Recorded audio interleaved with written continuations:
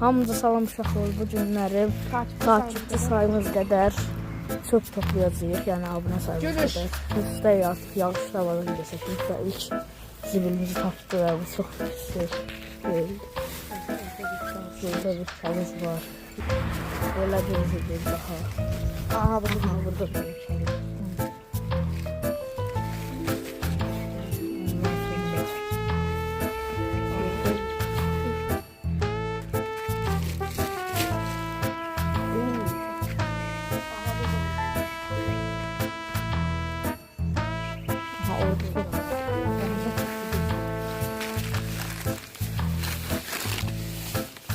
Bunda koy. Çay değil mi bunda?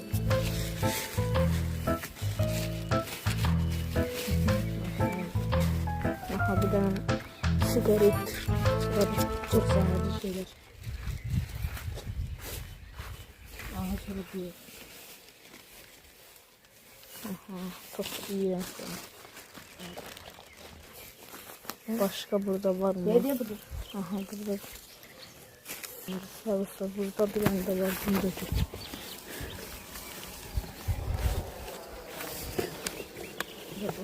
Dostlar bu kadar.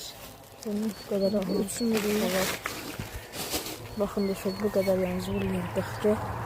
Sağ olun uşaqlar, bu günlərin bizdən bu qədər. sağ olun, sağlıqla.